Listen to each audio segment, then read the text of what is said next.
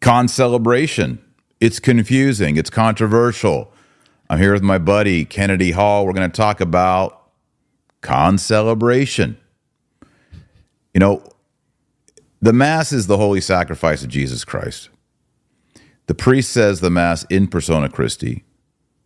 Concelebration, you've got 12, 20, 100 priests holding their hand out, saying the words. It just looks like 24 or 100 or 50 our Lord and Savior Jesus Christ on the altar. It doesn't make sense. It's confusing. Doesn't seem to fit with the traditional theology. We're going to discuss it today. What do you think, Kennedy? What's the best argument against it? The best argument against concelebration? Mm-hmm. Well, it's not a thing. Like it didn't exist. It doesn't exist. It's not real. It's not real. It's a matrix. It didn't exist before. I mean, there's arguments that it exists in the East, but it's not really true. Like Eastern concelebration is extremely different. And it's nothing like Novus Ordo concelebration. It didn't exist before the council, before the new Mass in any way. It's you got a bunch of priests. You know, it's kind of like when you were a kid and you were in kindergarten class and you did popcorn reading. Like everyone just kind of jump in when they want to read a passage from the storybook. Concelebration is like popcorn reading. It's like, you know, I remember the last time I went to a Novus Ordo Mass was I was at the March for Life in Ottawa. I was working for LifeSite and I just, like, we were filming things, so I had to go. So I kind of sat at the back or whatever and just prayed my rosary. But it was, you know, concelebration. There was a bunch of priests there, some bishop-elect or something.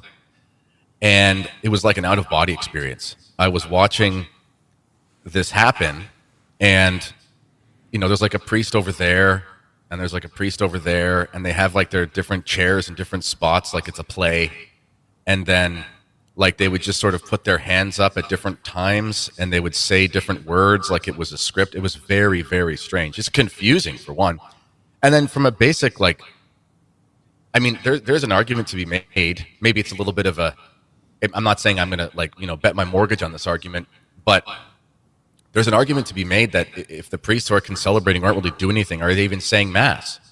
You know, so the idea that you're even really celebrating the Mass if you're concelebrating is also kind of dubious. Yeah. You know, people are saying there's an echo on your mic. I'm going to go just run over and look at my board and make sure. Okay. Because people are saying there's an echo. So think about this while I go. Maybe you can comment on this. Sure. Mass stipends. You pay a stipend for a Mass, right? But a concelebration, if there's 20 priests, they all take a Mass stipend, but it's one Mass. Ethical or unethical? Talk amongst yourself. I'm going to check your sound. Keep talking. Well, I mean, a Mass stipend is what? Usually, let's just call it $20. So if there's like 8 priests saying Mass, you have to do, you know, 8 times $20. If you have a Mass said for a loved one and you're giving them a stipend, is it even clear that the priests all there are celebrating the Mass with the intention that you're asking them to? I mean, there are 100 different problems with concelebration. Not least of which is the fact that, and we'll get into this as our show goes on, it's saying the new Mass. So there's kind of this anesthetized term where it's like, well, you know, traditional priests are being asked to concelebrate. Well, they're not being asked to concelebrate. They're being asked in the mind of the Novus Ordo ecclesiology. They're being asked to say the new Mass. That's exactly what they're doing. Like a watered down term to try to hide what's actually happening. So there's a lot of issues. All right, let's see if that fixed it. Is that good? Yeah, I'm just checking settings. You and I are concelebrating this podcast right now. I'm just going to make sure that our audio is good as we concelebrate. All right. Joey says it's fixed. All right, we're fixed. Okay, good. Yeah. Good. Yeah, I just think it's unjust. You know, you say, well, I want a Mass said for my grandmother, right? And then there's a Mass being said, and there's 20 priests there, and then he takes that Mass stipend, but he wasn't the celebrant of the Mass. There was one Mass, right? Not 20 Masses. Yeah. That's a problem. Well, that's just it. This leads to the reduction of Masses in the Holy Catholic Church. Instead of, if you're at a monastery with 50 priest monks, they say 50 masses daily. That's a win. Mm-hmm. If they all come together and concelebrate one mass, that's one mass. Is my math right on that? Well, yes, it is. And also the problem is, as I've said, it's not even clear because who's actually saying mass? I mean, they're going to give us some sort of they. Well, the pronoun is they. Yeah. Yeah, they're going to give us some sort of like very modernist ecclesiology or whatever, sacramental theology. But that's just the point, is that the concelebration isn't reconcilable with Catholic tradition in the sense that it's done. If it's Eastern, it's very different. It's not the same thing. And I have a book here by Dr. K. I promise I won't read from it too much, but it's called Bound by Truth. And he has a chapter on concelebration, and they show what it is in the East. And Bishop Schneider has actually written at length about concelebration as being no bueno, and he addresses the Eastern thing. He's a very good perspective because he's in a country that's mainly Muslim and Eastern Orthodox, and so he knows what it is, and it's just simply not what's happening. It's a show of this post-conciliar modernist ecclesiology that as long as we do things together in public and we give a high five, then we're in really good communion with each other. It doesn't have any basis in the tradition. Right. Yeah. Grammatically speaking, our Lord Jesus Christ, the Logos, said, "This is my body, hoc est enim corpus meum." Yep. And there's a difference between this and that, right? So I'm sitting here, and here's a cup, Stanley Cup, just to prove that I'm a white hockey fan. Yes, right. Or just a white woman in America, right? Exactly. This cup, that's correct, right? This cup is blue, grammatically correct. Now, if I took this cup and I put it over there in the kitchen where it's about 28 feet away, I would say that cup grammatically in English. You're a linguistic specialist. Am I right on that, Kennedy? Yeah, you're right. So you're concelebrating. Let's say it's one of these John Paul II concelebration moments. There's 100 priests. There's a priest 75 feet away. How can he? I mean, just grammatically, this is my body. Even grammatically, there's a problem there. Yeah, that's where I was saying the sacramental theology behind it is extremely troubling, because for a liturgy, for a mass to be valid, there has to be clear intention. It doesn't have to be that the priest is holy. It doesn't have to be that he doesn't even have to be in a state of grace, technically speaking. But as long as he's a validly ordained priest who says the words with the intention to at least do what the church intends to do, then it's valid, with the matter and form, of course. But I personally, I mean, is the intention clear? I'm standing 75 feet away. I don't know. And the consequences of this are a problem. Like there was a story, doesn't matter. Well, it was my diocese. And the bishop actually showed up at a country church because he had laid off an unvaccinated priest. So he had to say mass. And he forgot, and this was attested by a deacon who was there. He forgot the unconsecrated hosts that were for the faithful that he was going to consecrate. They were like over in the sacristy, and he said the consecration of his particular host for the priest, and then he was like, "Oh no, where are they?" Went got them, and he said, "Well, they're fine because of the intention." I don't know if that's true because they weren't there. They weren't there. I mean, yeah. Again, this is my body, not those hosts across the street in the rectory. I mean, this is sort of like, can a priest consecrate hosts that are 5 miles away? Well, he's got the intention. Yeah. But remember, sacramental words signify the act. This is my body, not that. not those. Mhm. And people might think, well, this is kind of pharisaical. You guys are, Oh. no, I mean, Christ told us to do this in memory of him. So Mhm. do this. We have to, the sacrament has to signify. Father Ripperger was here last night. The words signify something. Jesus says, Mhm. ask and ye shall receive. There's specificity to this. Yeah. And we're talking about the host right now, but whose body? These are our bodies. Right. That is his and my body. It's just grammatically it's impossible. Yeah. And I'm going to say something here that's going to maybe offend people. But look, the reason you can only have a male priest is because this is my body. Bodies come in two versions, the Adam version and the Eve version.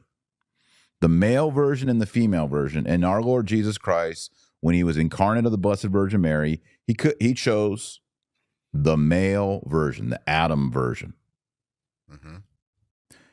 And this is why you can't have women priests, because a priest says the words of consecration, this is my body. And the body is a male body. So if you had a woman saying it, you'd have a trans liturgy. Does that make sense?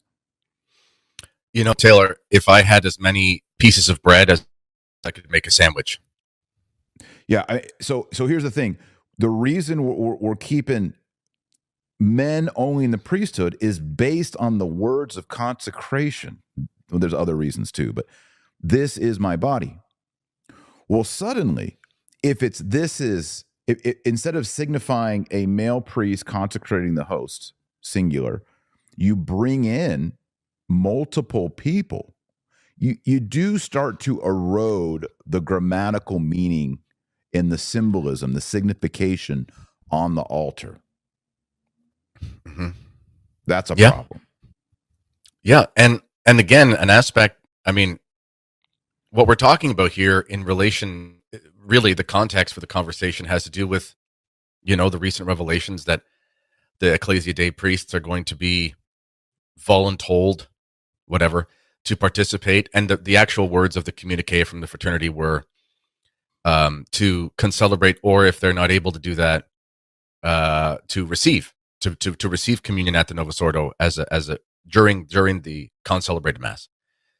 So aside from the difficulties with concelebration, which are clear, as I think we've made that very clear just from basic language, there's also the reality that it is the Novus Ordo.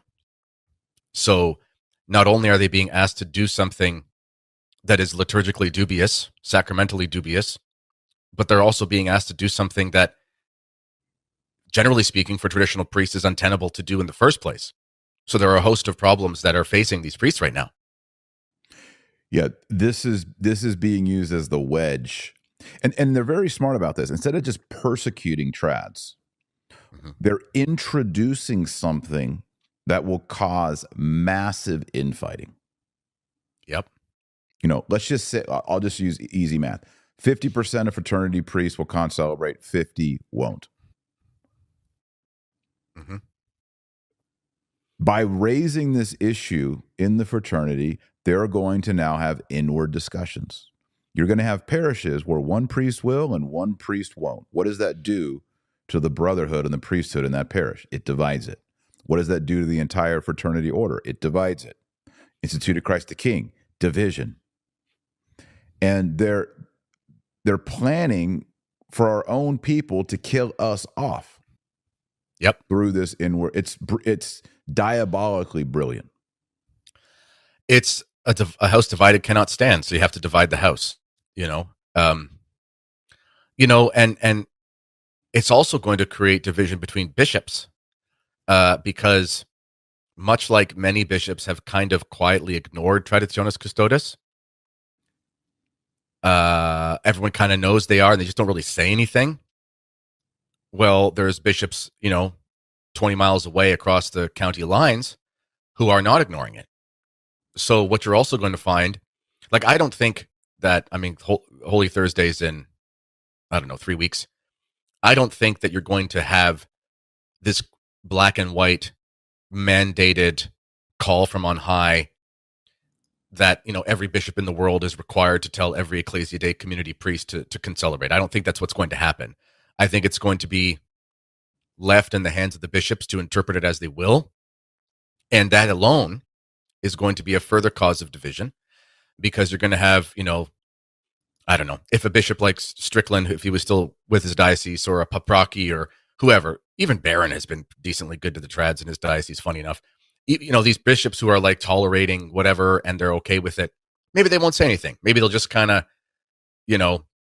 not say the quiet part out loud and give a pat on the back and say, it's okay. I'll see you at the meeting after Easter. That's the next time I'll see you, kind of thing, But then again, it's going to be inconsistent across the board. So you're going to have priests in the fraternity or the institute or wherever who they're going to face a decision where I can not do what I'm being told to do and potentially lose my parish. That happened in France. There was a bishop who kicked out the fraternity for not concelebrating based on his own decision before this came from Rome. There was obviously the missionaries of St. John the Baptist in Covington, Kentucky. They released their letter. They wouldn't concelebrate. That's why they were out, basically. I mean, that was the main reason. And so they're going to face losing their parish. And I mean, this sounds a little bit drastic, but listen, I know I'm the SSPX guy, and there's all the debates and all. I'm not here to pile on or do the whole tribal thing, but the reality is that I know many fraternity priests are very much like full-on traditionalists. They just are. We are 36 years almost removed from the consecrations. I'm almost 36 years old. There's a whole generation of people who have grown up in tradition in ways that were not possible before 1988. And they just entered the seminary because they love tradition. They want to be traditional priests. They're under the impression that they're never going to say the Novus Ordo. A traditionalist is necessarily opposed to the Novus Ordo. Otherwise, it wouldn't exist. I mean, Una Voce started in 1966, I think, was the first kind of trad organization before the new mass was even out, but there was already some monkey business going on with weird reforms. And the reason they started was because they didn't want to give up the old mass. They were opposed to the reforms. So traditional priests, temperamentally at least, are opposed. So you're now putting a priest in a situation where he has to live with himself.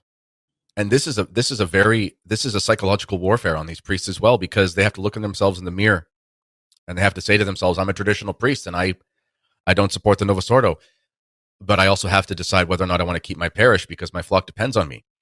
And it's very demoralizing. Now there's people watching Kennedy. They're like, come on. We've been living with the Novus Ordo and concelebration for 50 years. Mm-hmm. And all these fraternity and Institute of Christ the King and traditional priests, all they have to do is just go concelebrate one time a year, Chrism Mass, Holy Week. You're already in communion with the bishop. By being fraternity or Institute of Christ the King, you already in the background are kind of saying, I'm not breaking away from the Novus Ordo priesthood hierarchy. So just do it. It's no big deal. Why is it a big deal?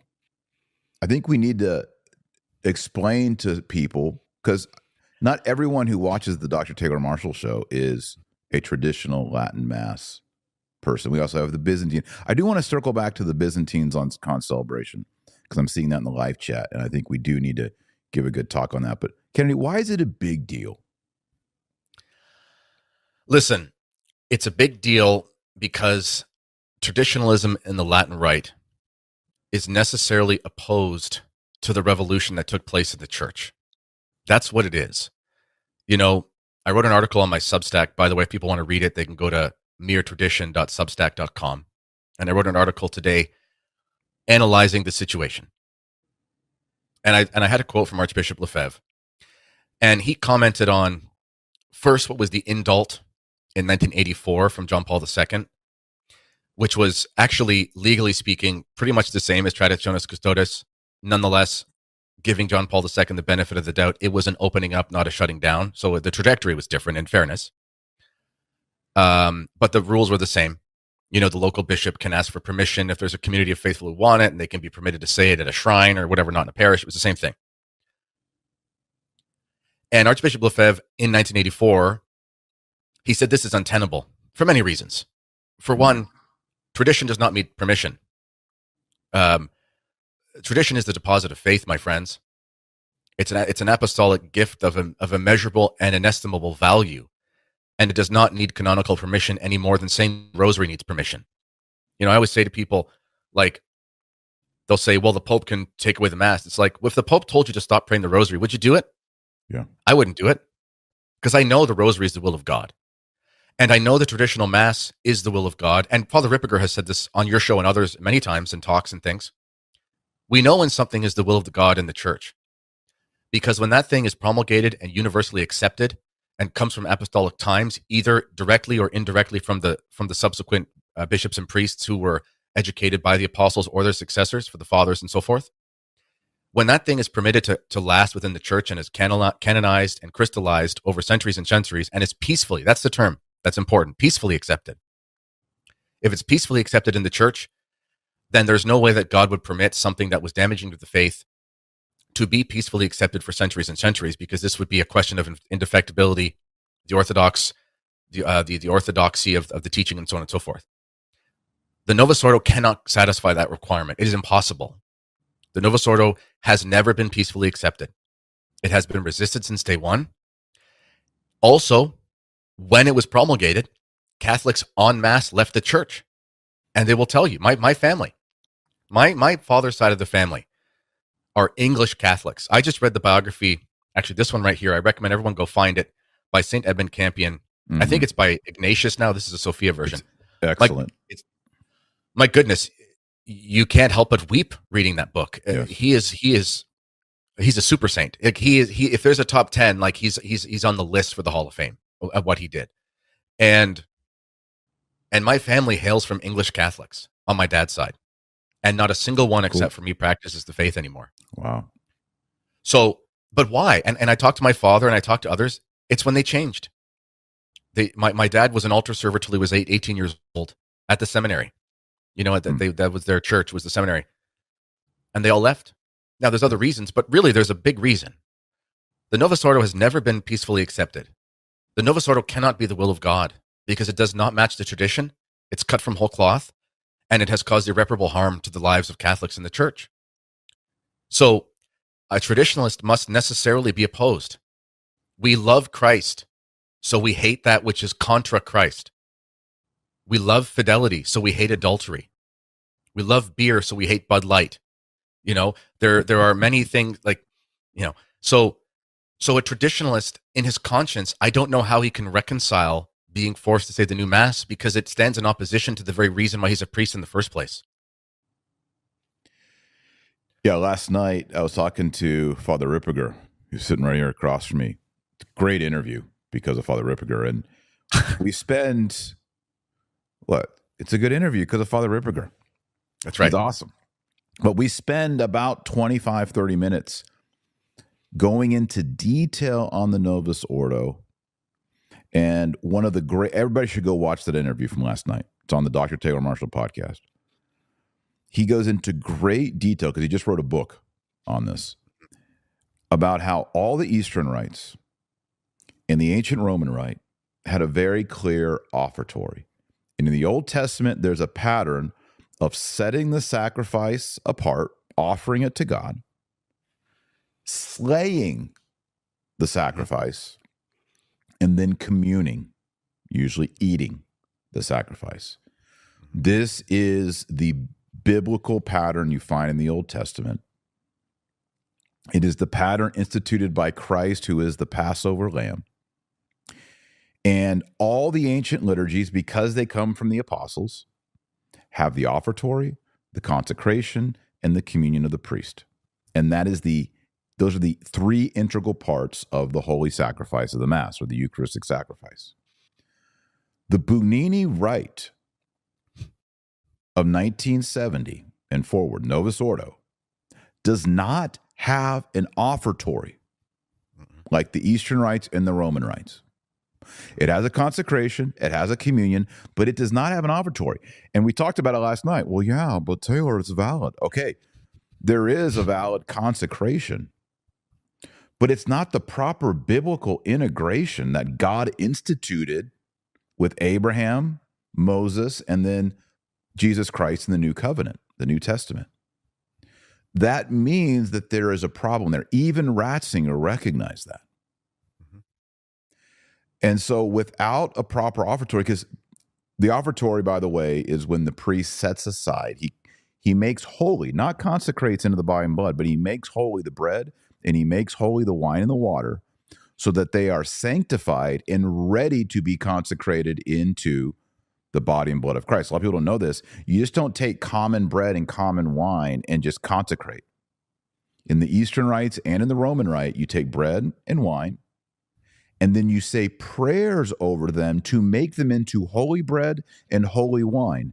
And once they've been made into holy bread and holy wine, then you consecrate the holy bread and the holy wine into the body and blood of our Lord Jesus Christ. That is the Eastern way. That is the Roman way. That is the Catholic way. That is the Old Testament way. It is the biblical way. The Novus Ordo does not do that. It says, help me out with this, Kennedy. It's been a while, but it's like, Lord, through your goodness, we have this bread to offer, which earth is Work of given, human hands. hands have made. It will become for us the bread of life. Blessed be God forever. That's not an offertory. No. It's a Jewish table prayer, but it is not sanctifying the bread or sanctifying the wine to prepare them for the consecration into the body and blood. And that right there is, I think, and Father Ripperger just hones in on that, because everybody from age 7 and up can understand that that is a real theological deficiency in the Novus Ordo.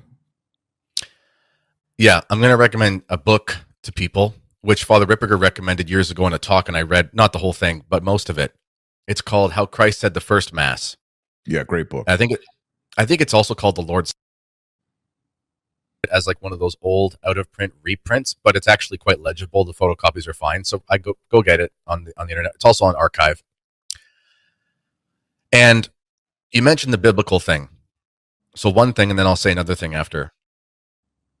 All of the traditional apostolic liturgies, all of them, Eastern, Western, the different types of Eastern, whatever, all of them are perfectly tailored to a particular, because the liturgy cannot be done with like common actions or common languages and things.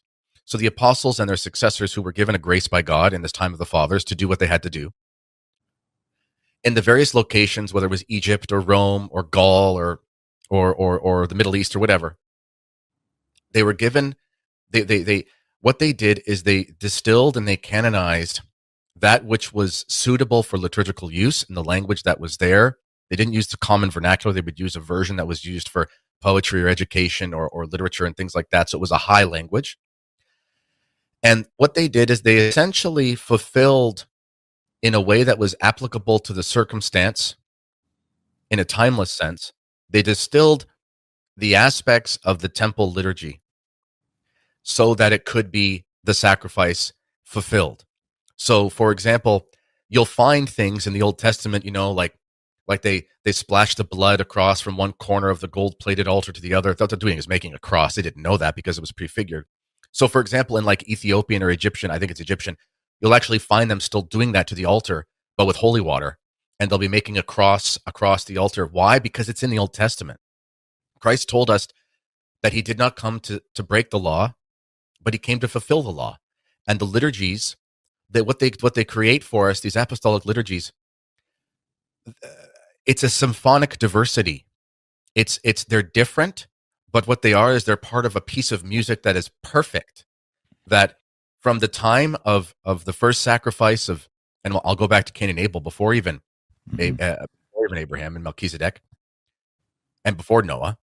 And what they do is there's this like 3-dimensional picture that's completed by this symphonic diversity of these different divine instruments throughout the world, consistently playing the music of redemption that is fulfilled in the retention and the distillation of these liturgies throughout the world. And you mentioned Abraham, we mentioned Noah and stuff. And when people say, well, what's the problem? It's valid. Well, we need to go back because we need to go to Cain and Abel.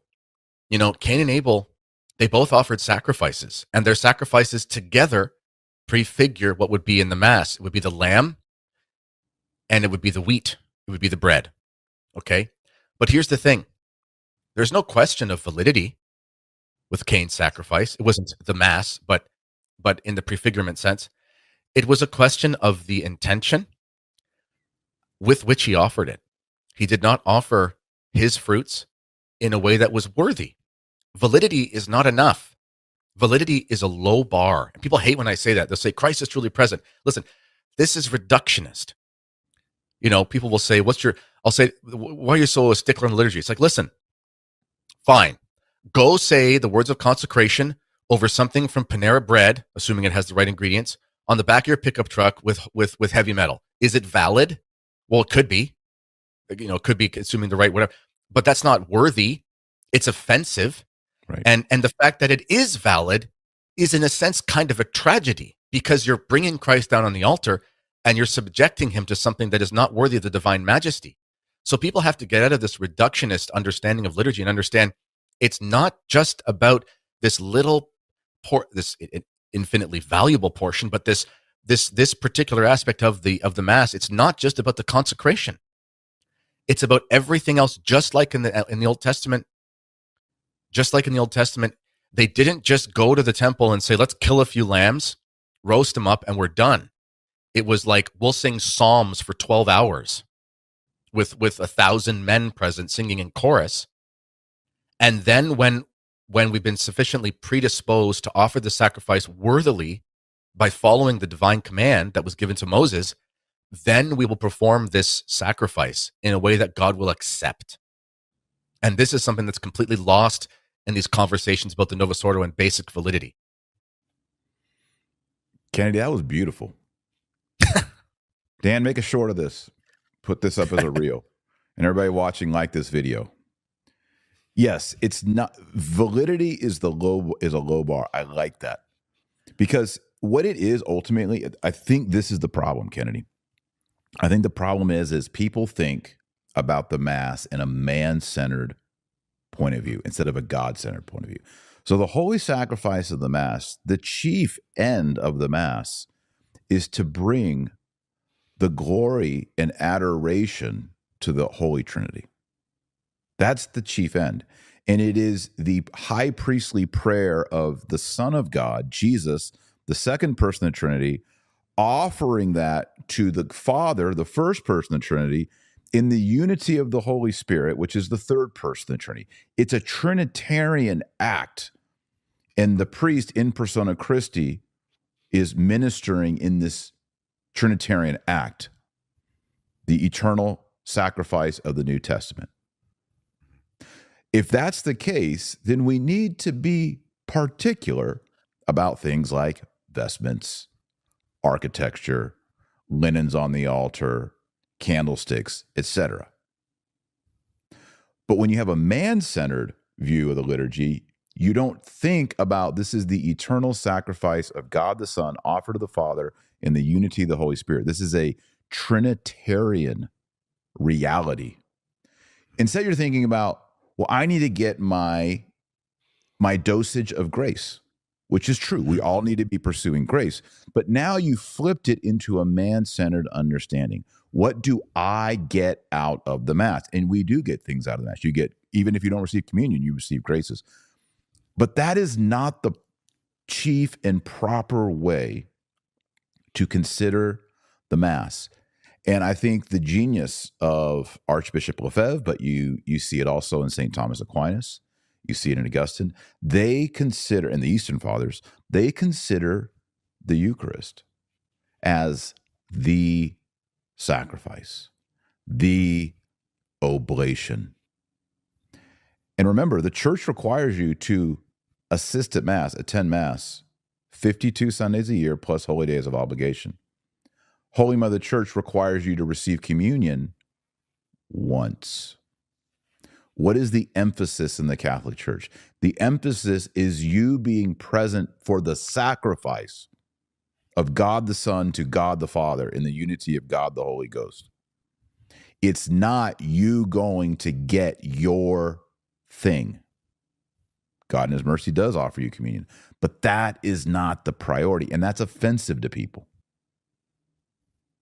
And it's Yeah. Protestant to think like that, by the way, because I used to be a Protestant Episcopalian priest. We thought, I know Father Calvin Robinson's not going to like it, but we thought of our Eucharistic rite was the Holy Communion rite. It was chiefly us receiving communion. It was not primarily understood, or maybe understood at all, as this is the eternal offering of God the Son to God the Father. And the traditional Latin Mass has that upward transcendent direction. The emphasis is on sacrifice. Mm-hmm. Yeah. And this is basic liturgical catechesis. And this is lost. And I'm going to, after I say these quick things here, I want to run off what you're saying and talk about the psychology that is imbibed from the Novus Ordo versus what is traditional.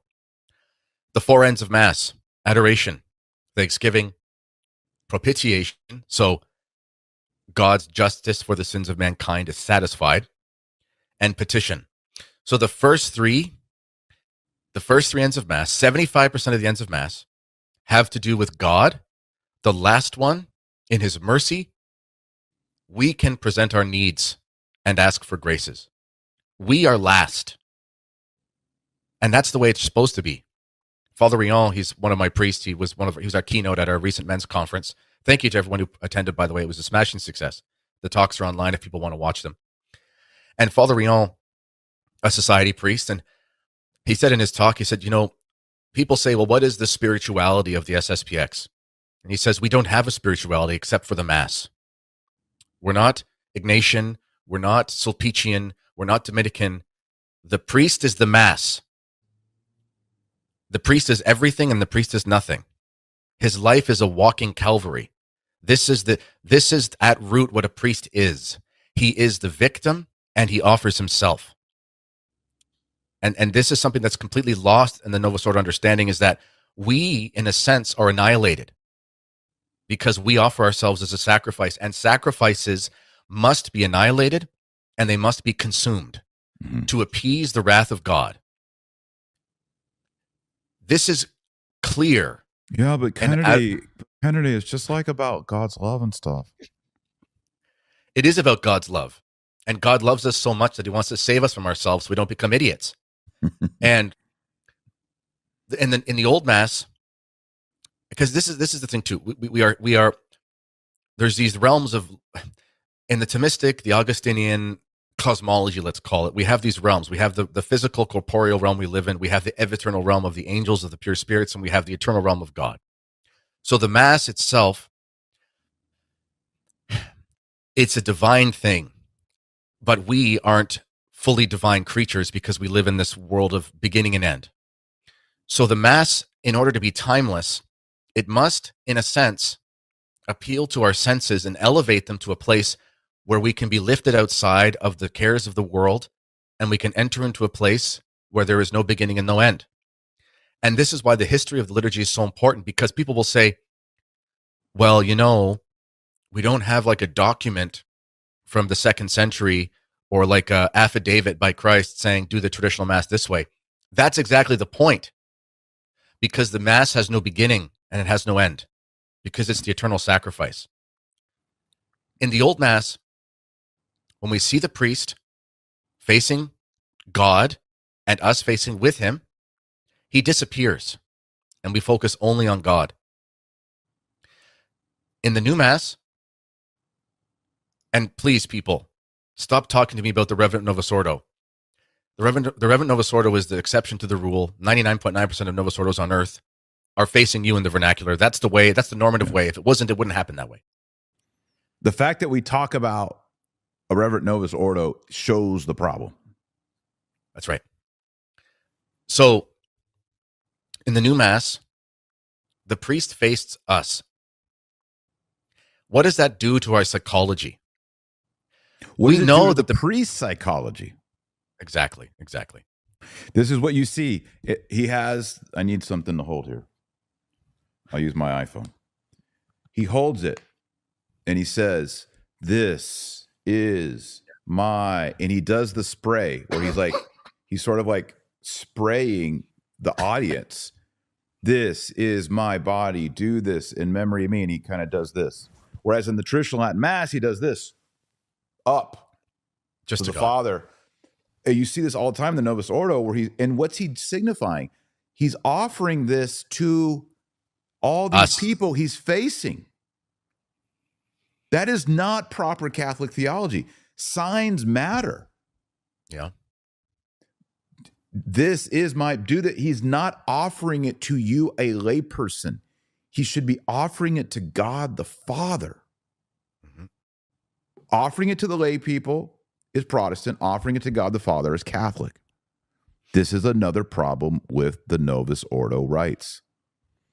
Yeah, but Taylor, God loves us so much. He wants us to have the Eucharist. Yes, he does. But God's first. Our Lord says, I think it's at the woman at the well, that God seeks worshipers in spirit and in truth. Mm-hmm. Right? And our worship is horrible. I don't care how good your band is, how many fog machines and laser lights you have at your mega church. Our worship is horrible. The only one who gives proper worship to God is the God-man, Jesus Christ, through the passion and death and resurrection of Christ. So all we can do is tack on our piddly little worship onto the adoration of Christ to the Father. That's all we got. Yeah. And that is true adoration of God. This is why Protestants say, you guys worship Mary, you worship saints, you worship St. Peter, you worship. They don't even understand what worship is, because real worship is this Trinitarian movement that we enter into in our weakness. That's the worship of God. Praying and asking Mary to pray for me, that is not worship or adoration or latria. They don't even understand language. This is one thing that bugs me so much. You pray to Mary. Yes, I do. The word pray means ask. Yeah. Like, what do you think I'm supposed to do? Just tell her to do things for me? Of course I have to ask, They're and like, yeah. I'm going to send you something. I'm going to signal it to you right now, because I've actually it plays off what we're saying.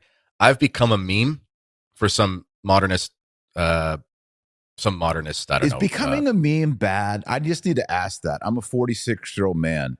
I was at my parish, and this young whippersnapper Zoomer, he was being cool, but he was like 22, and he was like, Dr. Marshall, did you know you're a meme? And I said, yeah, I guess so. But I don't know if he was offended. Was that offensive? Should I have been offensive about being a meme? I mean, I'm honored by this, and you'll see it. I just sent it to you. Okay. It's a meme about what Kennedy Hall thinks every Novus Ordo looks like. I think it's awesome. But what does it mean when you say you're a meme? Well, it's like your name. It's funny, eh? I'm going to try to put it on the screen. Yeah. Okay. It's like your name has become. I mean, it's good and bad. I mean, it's like all. Is there any such thing as bad publicity? It's like it depends. It's kind of like that. Okay. I mean, like it's. We all have to have a sense of humor when they're in the public eye. So, but so when a young man says, "Did you know you become a meme?" Is that bad? It's both. Like, It okay. It depends on your sense. It depends on your sense of humor. Like, I think this is hilarious. Yeah, some modernists put it on the screen. Some modernists think I'm ridiculous. It's like, well, okay, fine. I think you're ridiculous. So we understand each other. Booyah. You got it?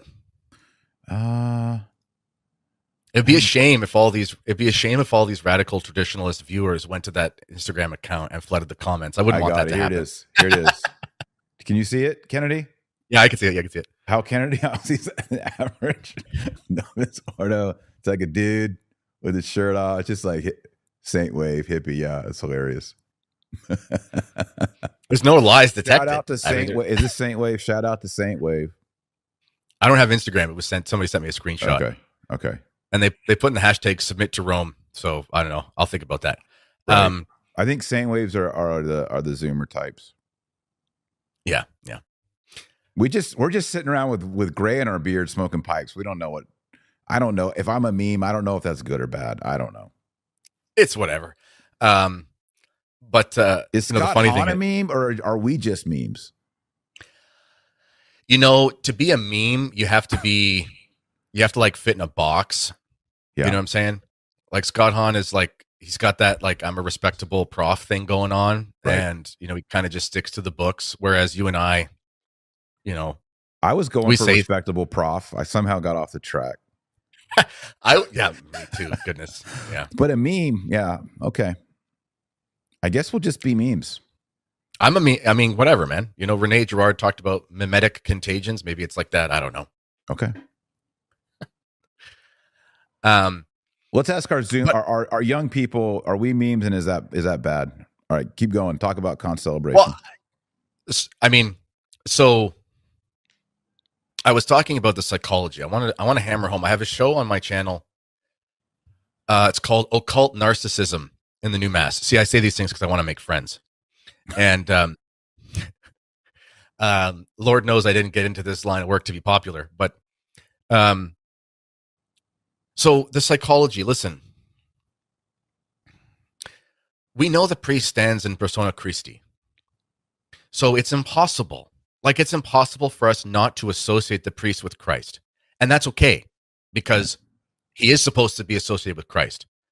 Okay.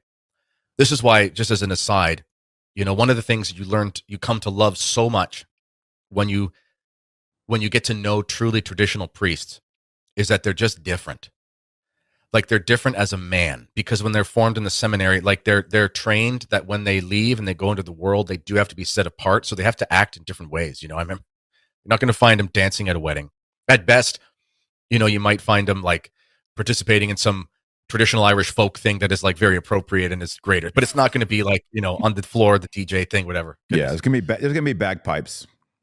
There was bagpipes at our conference, Yeah, ladies and gentlemen, if you like bagpipes. So when we're at the Novus Ordo and we see the priest facing us, we see Christ facing us. So the psychological result from that is that God is here to worship you. This is the psychology that comes to us. yeah. And this is why homosexuality is so common in the Novus Ordo, because it's a form of Oh narcissism. boy, here we go. That's why it is.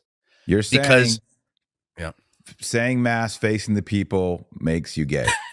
I'm not saying that exactly. I'm not saying that. No. What I'm saying though is that it's all part of the same psychological genesis. It's a form of narcissism. It's a worship of self. That's what it is. This is the old psychological manuals used to say that before it was politically incorrect and was changed with pressure from whatever in the 1970s in the DSM-5. So when we go to mass at the Novus Ordo, religion is for man.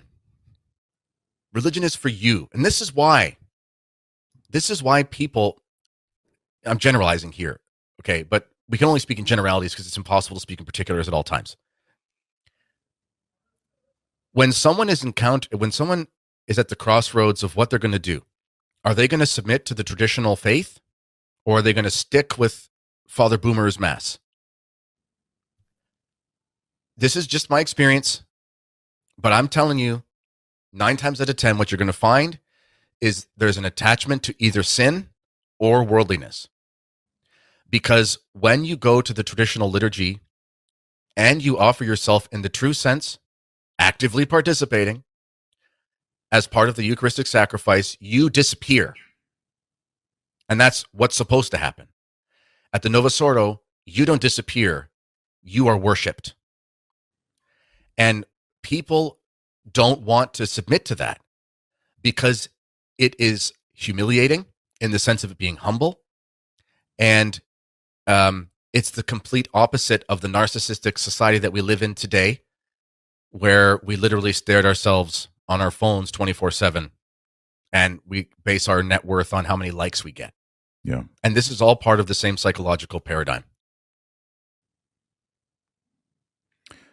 All right, I want to touch on that. I'm going to do a little sponsor break here, but I want to go back to, isn't it interesting that homosexual men like to be on Broadway and on the stage, and that there's maybe a connection here to versus populum and kind of in front of everybody, like jazz hands, uh, contemporary worship. Before I do that, though, I want to encourage everyone to get a couple books. Number one, I want them to get Antichrist and Apocalypse.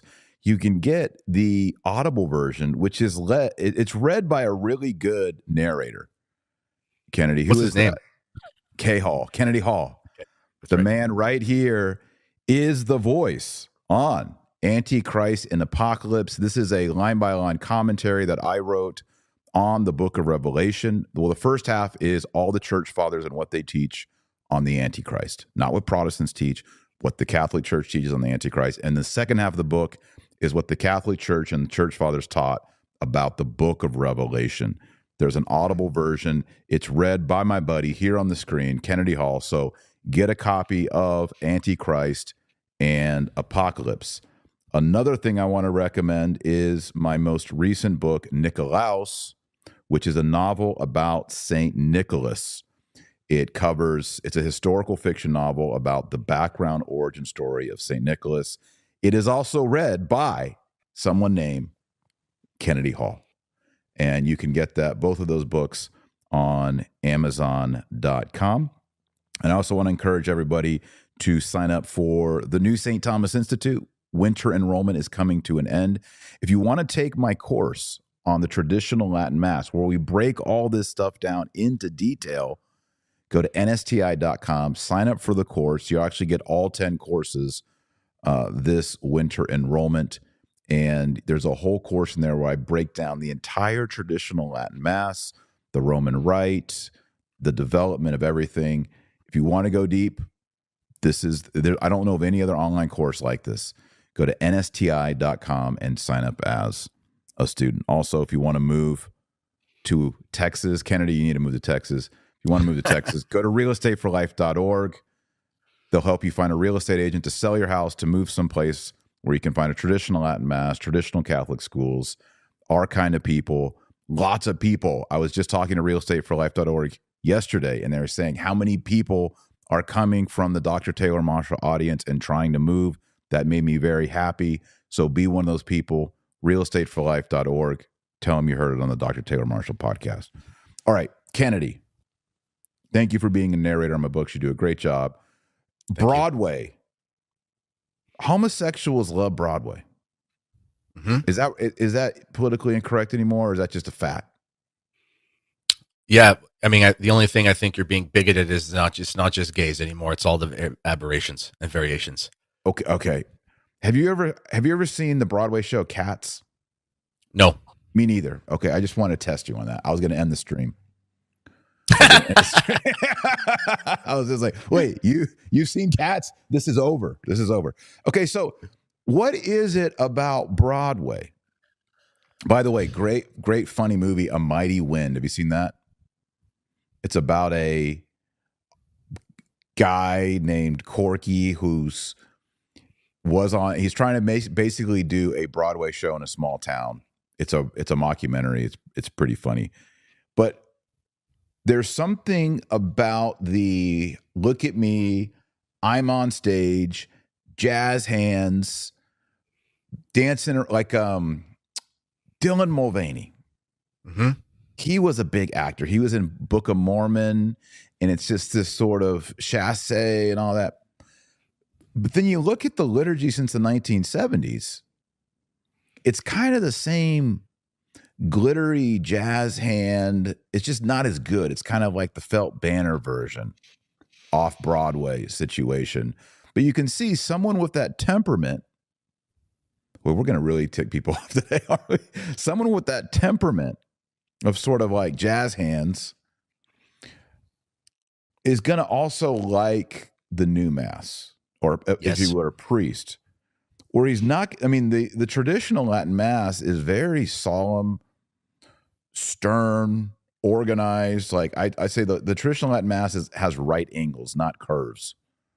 You know, it's just the altar boy walks here and then he takes a 90-degree angle and he goes there, and It's very methodical. It's almost like when you watch, if you go to the Tomb of the Unknown Soldier, Yes. or the Beefeaters in London. It's Mhm. organized. It's militaristic.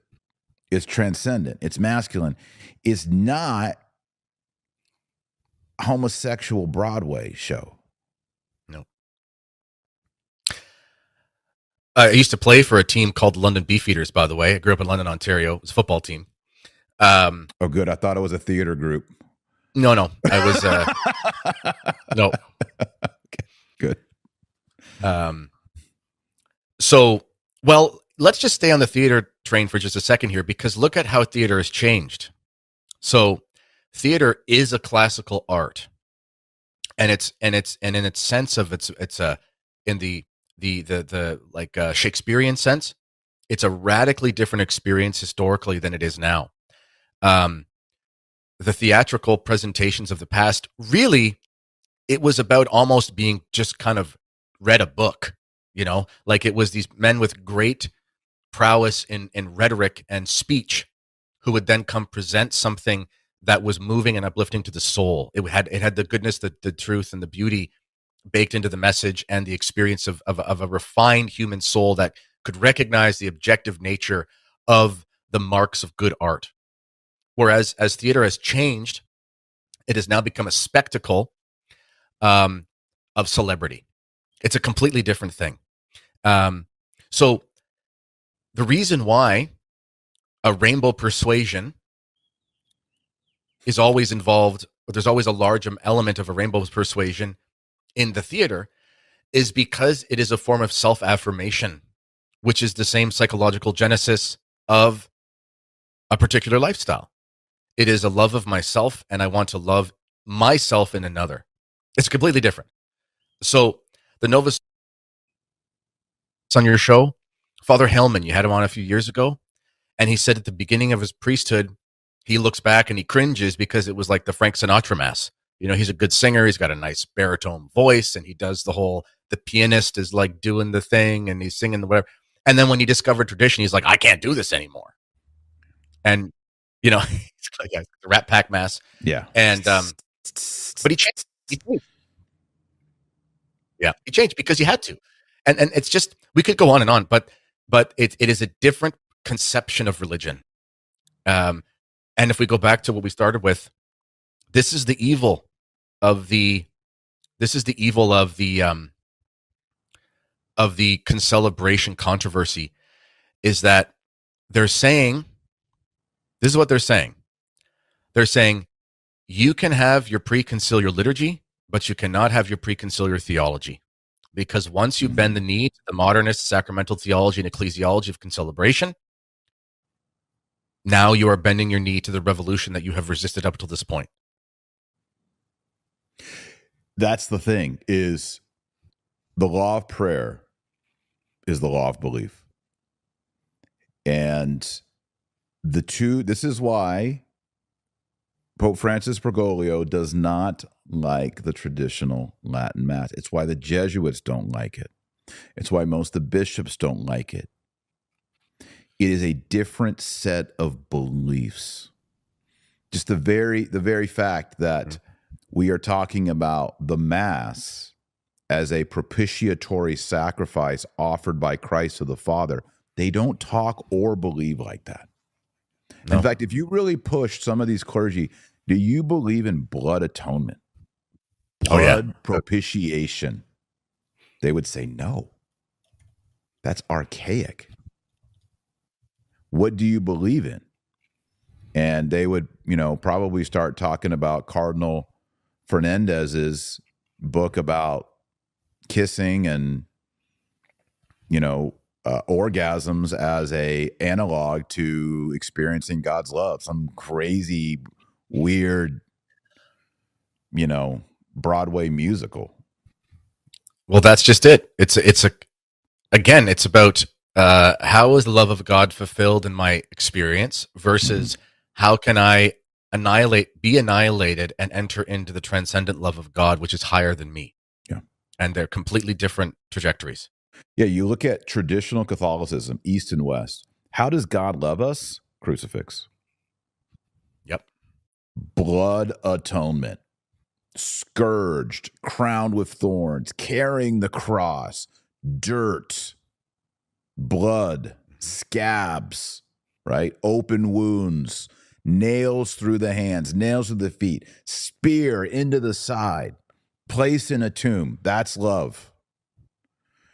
Modern religion, Novus Ordoism. Look at who Francis chose for his chief doctrinal officer, Cardinal Tuccio Fernandez. What does he talk about? God's love as a French kiss, God's love as an orgasm. This is their understanding of liturgy, doctrine, dogma, morality. It's a different religion. Mm-hmm.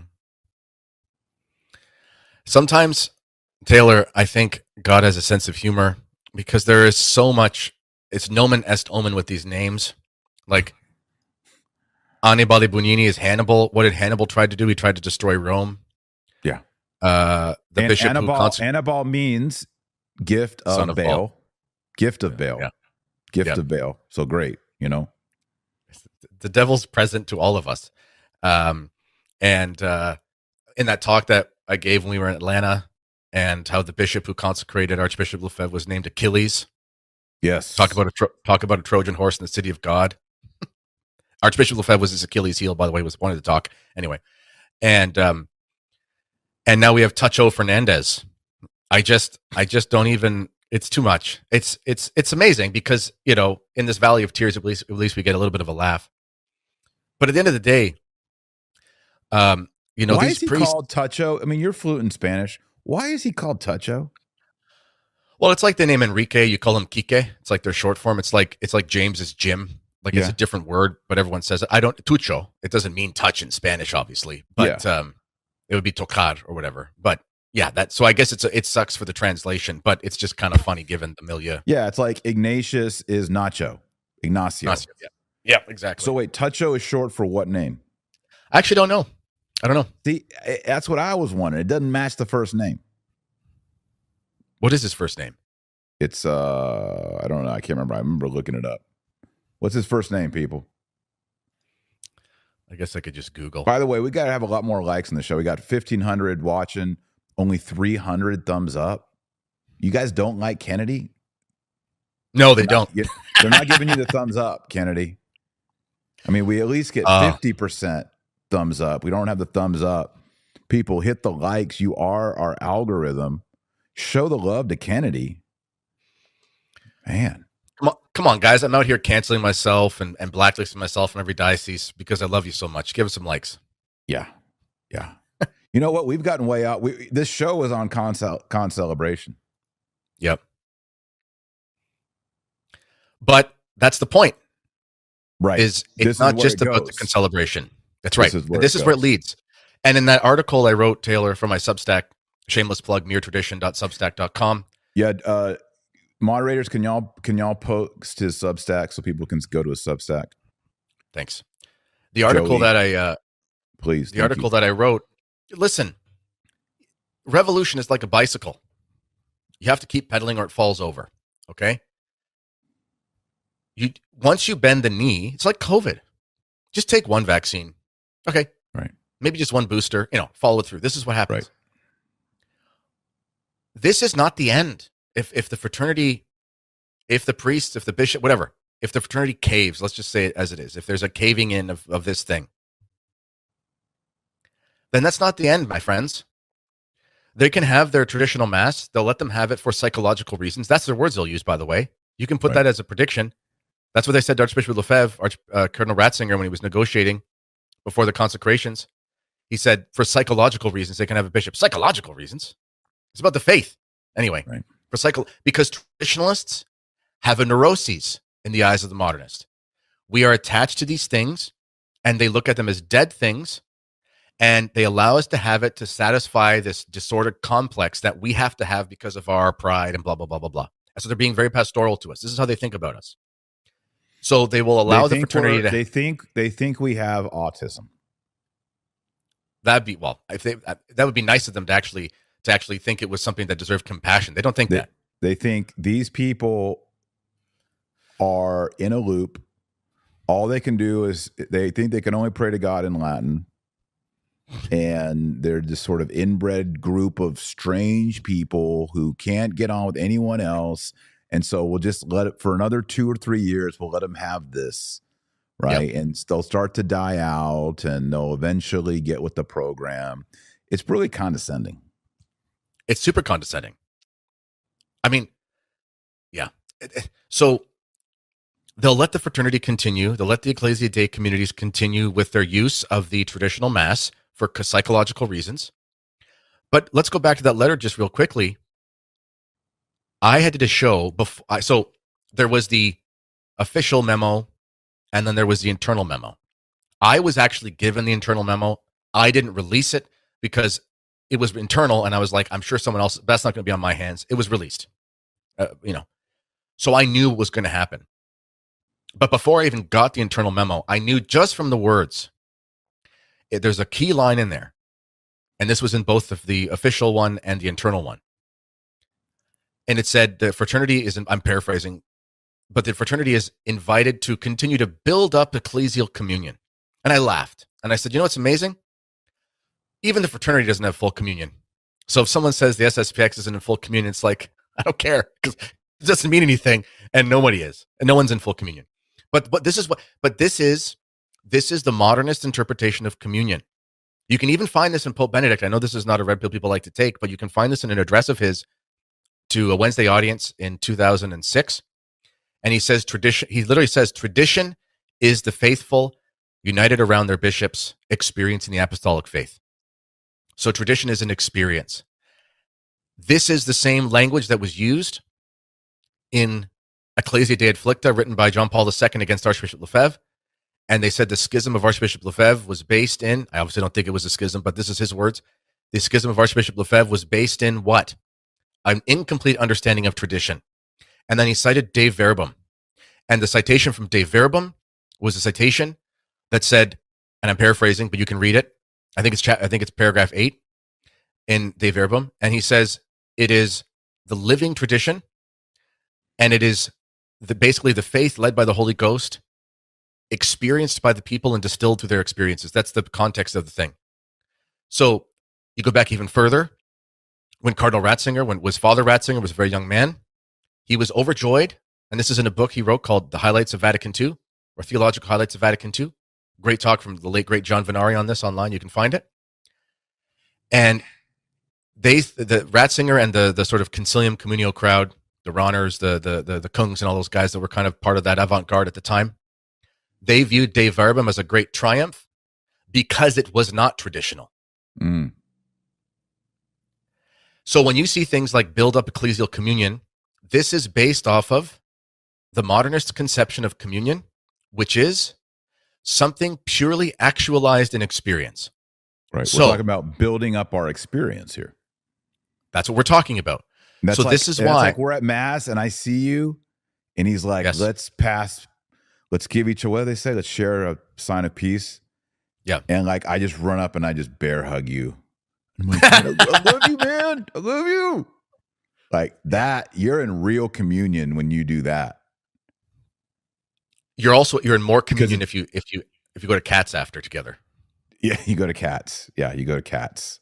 Well, I think there's different levels. There's the nod, I'm in communion with you. There's the I'm flashing you the peace sign, I'm in communion with you. Then there's the handshake, I'm in communion with you. But I think bear hug is you've built up communion almost to the maximal amount. I don't think you can get more than that. Not in ways that we could discuss on the show. So, yeah. But the point is, the fraternity is asked to build up more communion. So they have to show on stage experience. They have to experience it with them. So what else so you know what? Do you think concelebration is enough? Of course it's not. You know why? Because they're ordained traditionally. So why don't you build up more communion and be ordained in the new rite? Oh boy. Why don't your faith? That's going to happen. It's going to happen. I mean, that's something may happen. Pope Francis may die, whatever. Last night we were talking about this with Father Ripperger. What are the check boxes? Right? Concelebration. That's an easy check box. Right? You just said another one. get ordained in the Novus Ordo, not in the traditional rite. All right, let's go for some more. You have to have communion at the hand at the traditional Latin Mass. So they go to the Fraternity of St. Peter and they go into the Christ the King. And they say, if someone comes up and they want communion in the hand, you cannot refuse them. You have to give communion in the hand. What's another one? Altar girls. They're going to say it is the practice of the Roman Church to have altar girls. And if a girl in your parish wants to be an altar girl at the traditional Latin Mass, you have to let her be an altar girl. Vernacular readings, which will then lead to lay lectors. And then we're going to get to lay Eucharistic ministers. So what you're going to have is the bones are going to be traditional Latin Mass, but they are going to try to hang all over it all the decorations, the trappings of the Novus Ordo. And why is that so effective? Because there will be, sadly, some priests who compromise and sell out, and that'll cause massive internal division. It'll be a Mexican standoff. That's not racist, is it?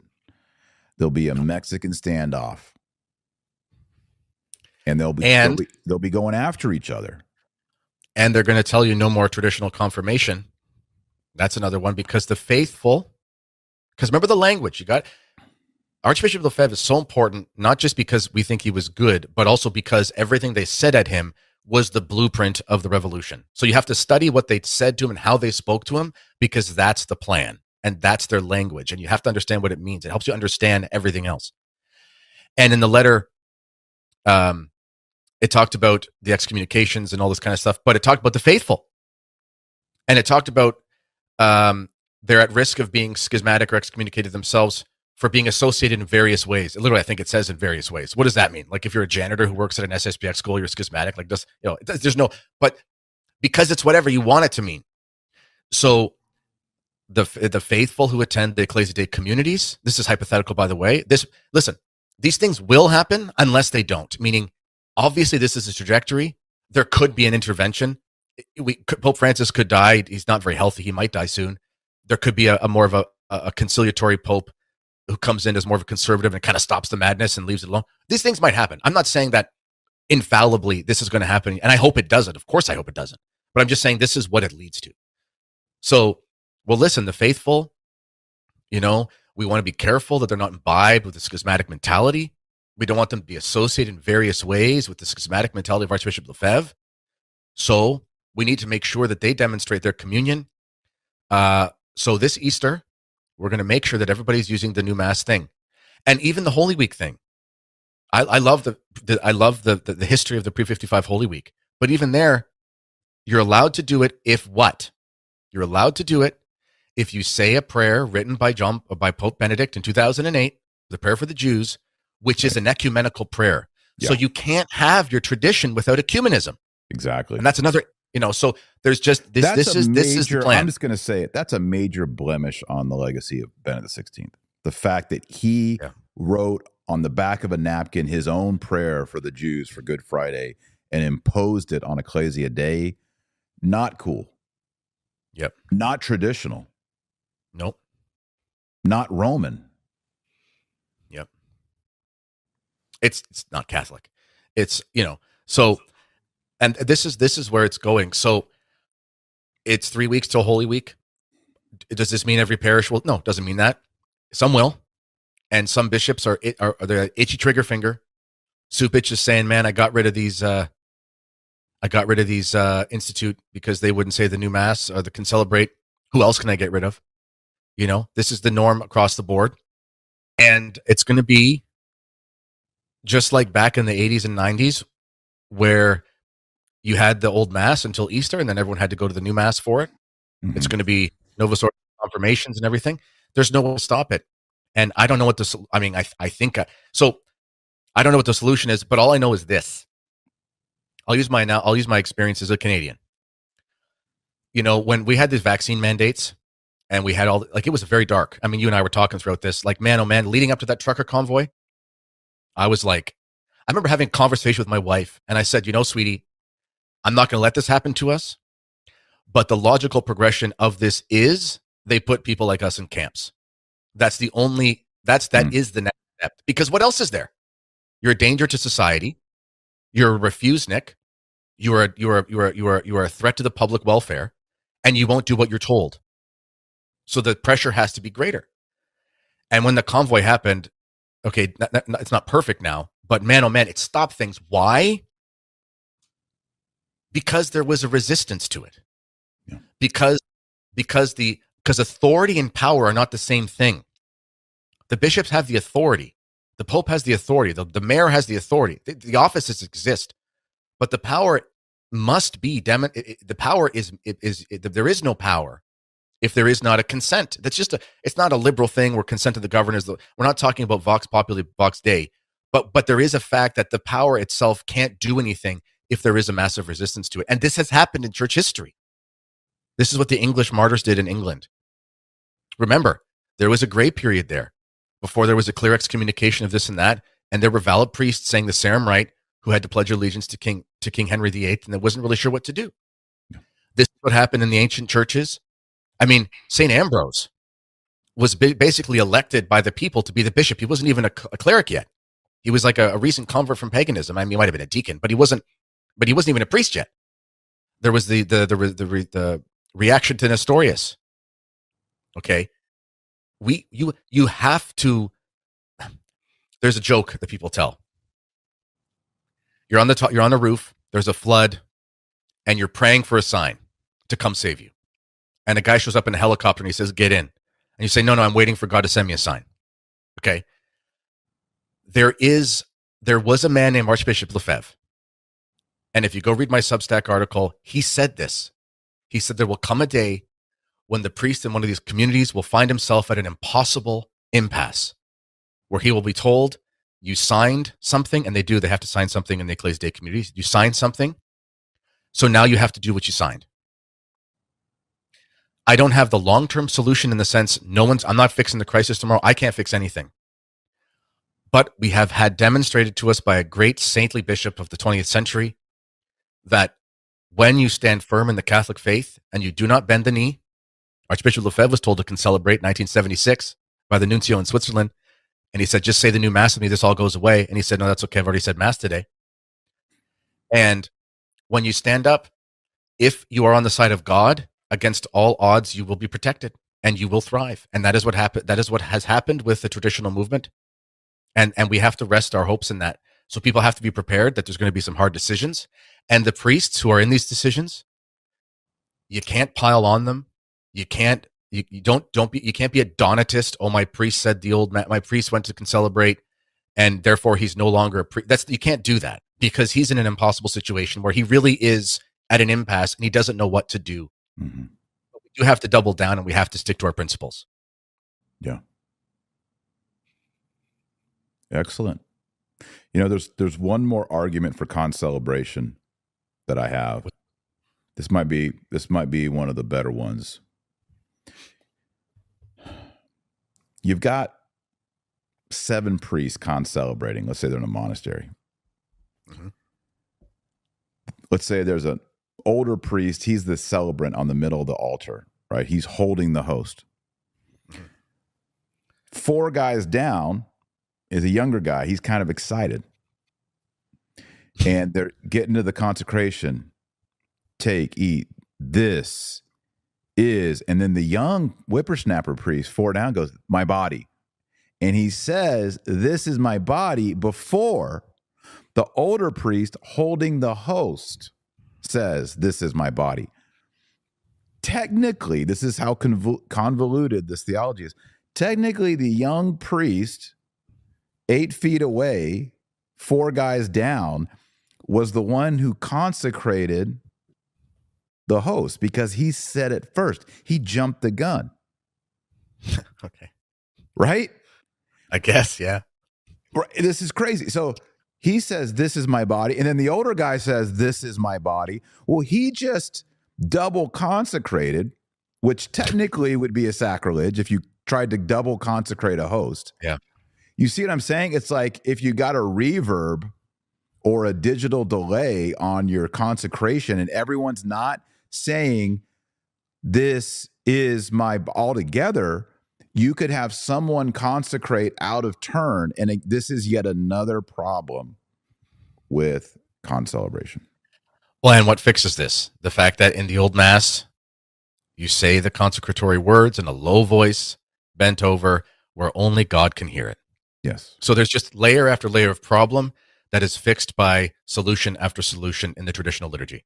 Right. Because people need to know this. Just as in the Old Testament, when the priest would speak in a low voice on the Day of Atonement in the Holy of Holies, why only in a low voice? Because he's talking to God, not you. Mm-hmm. The priest says the entire Eucharistic prayer, the Roman canon, in a low voice. People say, I couldn't hear what he was saying. Too bad. He wasn't talking to you. He was talking to God the Father, te igitur.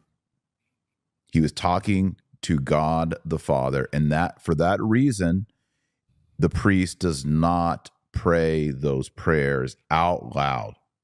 That's another thing in our traditional communities. The microphones have gotten out of control. We got to have less microphones on the altar, around the altar, on the priest. There needs to be silence and mystery. Yeah, that's just one of my peeves. Well, there does. I mean, and the only argument for microphones is like, you know, the acoustics in a church. Maybe you buy an old church, an old Protestant church, or the Novus Ordo Recovation. The acoustics are terrible. No one can. The churches used to be built in a way where you could hear the necessary vocal prayers, and that's whatever. But sure, yeah. But a mic on the pulpit, a mic for the overflow, for the cry room, all that stuff is great. I'm just saying there should not be a microphone on the altar. Mm-hmm. Yeah, of course not. Many reasons. Well, we're coming up on an hour and a half, Kennedy. People wanted to talk about the Byzantine thing. Should we address that real quickly? Yeah, let's talk about the Byzantine, and then do you want to take a couple audience questions? Sure. Can we do that in 10 minutes or so? Okay. Sure. Let's talk about the Byzantine because, and by the way, there was already an Eastern Orthodox guy in the live chat earlier who said, you know, basically compared to what we do, what the Novus Ordo is, I think he said it's a bad or abomination or something. He disagreed with it. So, Kennedy, take it away. Well, just real quickly, you can actually look up on YouTube. There's a beautiful video. It's got like millions of views of a Byzantine consecration. I don't know what country it's in. It's absolutely astonishing and beautiful and gorgeous. And there are more than one priest present. But their roles are very specific. It's not popcorn reading. And it's a particular liturgical action. It's not an ad hoc thing where it's like, we're just coming to Mass. We're just going to say various parts. Like, this is a Mass that's made for this. And we do it this way. And again, it's always been done this way. So any kinks have been worked out and it's been distilled perfectly. And there's like 3 of them. So again, it's not World Youth Day where there's 100 priests around the altar just raising their hands like, you know, Moses at the battle or whatever and keeping them up in prayer. Like so it's not, even if you can make an argument for, and of course you can make an argument for the validity, of course, but the actual practice of concelebrating in the East is completely foreign. And this is what bugs me. The Byzantine paradigm is used as a Trojan horse not by the Byzantines, but by the modernists. Yes. They'll say, well, look, this happens in the East. Well, good. Keep it there. And guess what? Because the Easterns would say to you, your stuff happens in the West. Good. Keep it there. That's how it is. We don't want to Byzantinize the West and we don't want to Latinize the East because we go back to this analogy of the symphonic diversity. You're asking a cello to play the same thing as an oboe and they can't do that. Yep. And as I understand it, concelebration in the East requires all the priests to be able to touch the altar. Yeah. So you can't have 35 guys concelebrating all spread out, right? I also understand, and I might be wrong on this, that only one priest says the words. Yeah. It's not and it's kind of creepy. I've been in the Novus Ordo thing where it's like you hear 20 guys all saying, this is my, and it's like, this is kind of strange. So there is the idea, even in a Byzantine liturgy, of the celebrant. One guy, one priest, one in persona Christi. Yeah. And the other priest. Now, in the Roman Rite, in my research, and correct me if I'm wrong, Kennedy, we have two examples of concelebration.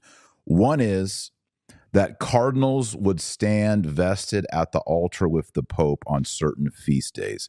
This is in the High Middle Ages. It's mentioned, but we don't know what was going on. They might have just been standing there. There is no, they held their hand up and said the words in Latin with the priest. That's probably not what happened, because the Pope would have been celebrating Mass in a quiet whisper, and there's no way elderly cardinals would be able to hear what he's saying and be able to sync up with that. So people will say, well, the cardinals can't celebrate with the Pope. Well, you don't know what you're talking about. The other example of concelebration even happens in the SSPX, doesn't it, Kennedy? And that is when a priest is ordained, he concelebrates with the bishop in the ordination Mass. But he's not the celebrant. He doesn't come in and say the words. And when does a priest have his first Mass? The next day. Yeah. Right. So if the priest were truly concelebrating on the day of his ordination with the bishop, that would be the priest's first Mass. But it's not. The priest's first Mass is the next day when he says the first Mass. So what's happening in the ordination rite? What's happening is the bishop, in a way, is showing the newly ordained priest, like an apprentice, this is how we say the Mass. And he's sort of there as a initiated observer to the liturgical action at the altar. So the Roman Rite does have some examples of concelebration, but it is not the Novus Ordo version that was created whole cloth, brand new, 1970. Yep. And don't say, right. yeah, but the Easterns do it. What you're doing is not what the Easterns do. No. And they by have the a way, different. If you want to copy the Easterns, why don't you also face Ad Orientem? Why don't you not allow women in the altar area? You know, we could go down a whole list of Eastern practices that they're going to scoff at. That's the whole thing. It's like, I want the early church. No, you don't, because you don't want to do public penance for your, right, and confess your sins in public and fast on zero fagi for 40 days or more. Yeah, you don't want that. Or men and women seated on opposite sides of the church. Yep. Lots of reasons. All right, let's take a couple questions. Y'all have some questions today for our esteemed guest, Kennedy Hall. Here's one right here. This is from Maria Martin. And Maria Martin says, Kennedy, can you offer a succinct statement to respond to people who tell us not to attend the Society of St. Pius X, SSPX, Mass because it does not fulfill our obligation? Yeah. In my book, I cover this at length, SSPX, the defense. But real quickly, canon law is very clear. You can attend any Catholic rite, and this fulfills your Sunday obligation. Clearly, the SSPX are Catholic rites because they have faculties from the Catholic Pope. You can't do that unless you're not Catholic. But also, yes, there are these stupid arguments. They find the odd letter here and there where it seems, and there's like been about 20 letters or so from the Ecclesia Dei over the years. It seems like they say, well, maybe in some cases you can't. It doesn't represent the majority, and it doesn't represent the consensus. And all of the penalties that were leveled against the SSPX were contained in a decision by Cardinal Gantin from 1988, not from John Paul I, by the way. It was the day before. The head of the Congregation for Bishops under Benedict XVI, with the Pope's approval, released a letter forbidding all of those penalties. And he said the juridical, I'm paraphrasing, but the juridical situation of that time doesn't apply. So just in a basic level, anything from 2009 is irrelevant because the actual legal situation doesn't exist the same way anymore. That's the legalist argument. The argument from the perspective of the faith is that we are in a crisis in the church. The church says you're supposed to fulfill your Sunday obligation. Why? Because you're supposed to keep the Lord's Day holy. So you're supposed to worship God worthily if you can get to Mass. Any Catholic Mass that is worthy, done in the traditional rite by a valid Catholic ordained priest, to suggest that you can't attend Mass there to fulfill your Sunday obligation is just, it's just pharisaical. It doesn't match the facts overall. but it also misses the complete spirit of the law. It's just it's bad from start to finish. Yeah. So the summary is we're both in agreement based on actual Vatican statements. You can fulfill your Sunday obligation at the Society of St. Pius X. Yeah, there's an article in Catholic Family News as well by Mr. Casey, and he did the whole like deep dive canon law thing and all the statements and collected them all. And it's obvious that you can. These arguments only work because people don't know these things. Why would they? Why would you spend 40 hours reading like old letters from the Ecclesia Dei? Like you have a life. So when you see a podcast and someone's saying you can't and they have some letter, it's like seems kind of scary. It's not true. Right. Yeah. Yeah. So if you're in a place and you got two choices, you got an irreverent Novus Ordo situation. Maybe the priest is making up his own words to the liturgy. Maybe the sermons are contrary to the faith. And then in that same town, you have the Society of St. Pius X. By all means, attend the Society of St. Pius X. Yeah. I mean, it's just a no-brainer for me. And again, I say that as someone who used to be at first against the Society of St. Pius X and then sort of leery. And again, there's not every box of the Society of St. Pius X do I check and agree on. Like, for example, I wish they would go back to the pre-55 Holy Week. And there's other maybe administrative things. But when you're talking about raising a family and receiving the 7 sacraments in the traditional way and hearing good sermons and good catechesis and proper formation, all of these things, it's a no-brainer. Dr. K, and they didn't pay me to do this, but I'm plugging his book again, Bound by Truth. It's a good book. He has an argument. He has a section on the SSPX, and he was just like, listen, my friends, the crisis in the church that we're going through right now makes the Arian crisis and the Protestant revolt look like it's puff pastry. I mean, I wish we just had Lutheranism. I wish we just had Arianism. We have all of them synthesized together in modernism. So anyone looking to base their decisions on about how to save their souls on boxes ticked off for canonical propriety, this is just this. I mean, it's like saying Athanasius said, we have the faith. They have the churches. We have the faith. And then he followed up and said, but make sure you go get approval for your faith from the local bishop who's an Arian. Like, it doesn't make any sense. Right. So you just have to think that way. Here's another question for you, Kennedy. Is not the SSPX the decision of the local ordinary, i.e. the local bishop? Well, I mean, everything in a diocese is by the letter of the law, the decision of the local ordinary in the normal sense. So if there is a bishop who does say it's fine, then that's obviously something that maybe can ease somebody's conscience. But even if the bishop says it's not fine, well, the canon law is clear on that as well. Again, we can go the legalist route if we have to. I think it's Canon 1335, and it says you can approach any minister of the church, even if he's under penalty, for any just cause for a sacrament. So someone asked me once, can I go to the SSPX for confession? Because, there's a diocesan traditional thing over here, but I don't like the way he does the confession. And I said, well, do you want to save your soul? And he says, yeah. I said, that sounds like a just cause, so. Yeah. And by the way, it is abundantly clear that you can go to confession to priests of the Society of St. Pius X. Yeah. Yeah. So there it is. Well, good. Well, Kennedy Hall, thanks for being on. Everybody check out the Substack. We've linked that in the live chat. Check out Dr. K's book. Check out Kennedy's book, SSPX, The Defense. What else, Kennedy? Resources? Yeah, so last couple things. Go to the Kennedy Report YouTube channel. If you forget anything, kennedyhall.ca is my website. It has everything there. Last thing I'll say, a shameless plug. I am going to Italy this fall on a pilgrimage with a traditional Dominican who can find one. Well, we found one. And we're taking him, Father Albert Callio, well known in sort of academic intellectual circles for Dominicans. Wonderful priest. We're going to Rome, the Amalfi Coast, Florence, Assisi. Traditional mass only. Families are welcome as long as little kids can keep up. That's kind of up to the discretion of the parents, and it's going to be a wonderful time. If you go to kennedyhall.ca/Italy, kennedyhall.ca/Italy, You can find the information, click the link, and you're good to go. So I hope to see some of you there. And will y'all be concelebrating at the Vatican? I don't think so. Okay. Just wanted to check. Great.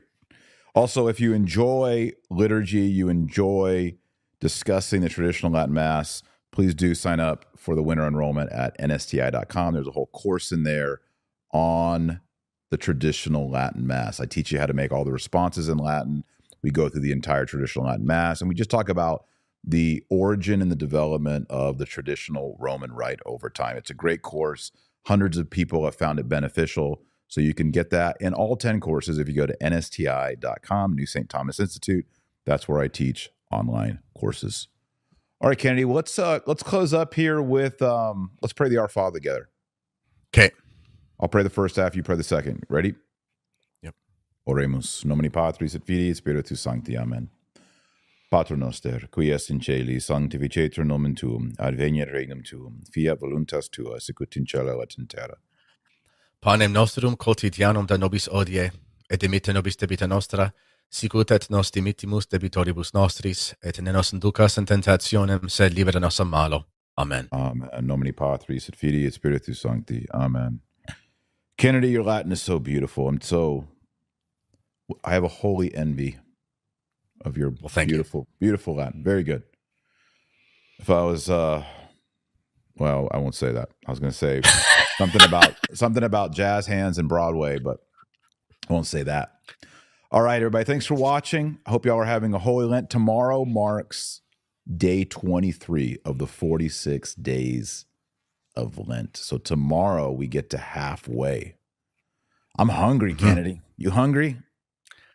I am. And speaking of 20, I actually forgot to say I'm actually doing the gospel in 40 days on my YouTube and podcast. So if people want to listen to the gospel for the rest of Lent, they can listen to a selection every day until Easter. Yep. And it's Gospel of John.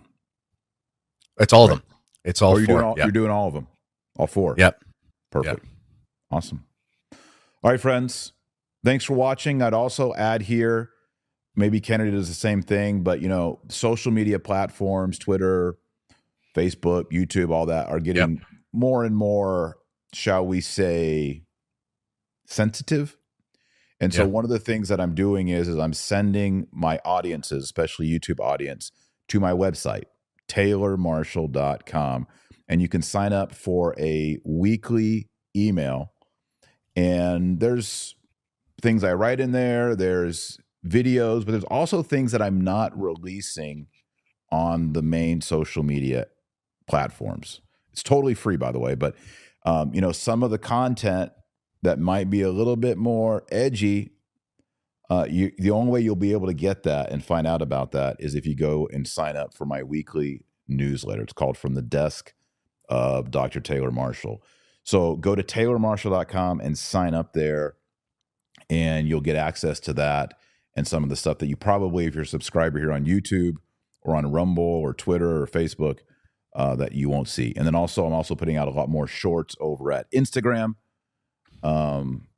Just search my name in Instagram and you can find some things there. So thanks for watching, everyone. A happy Lent to you. God created you. He has a plan for you. He has a purpose for you. He wants you redeemed. He wants to make you a saint, canonized saint. So remember, our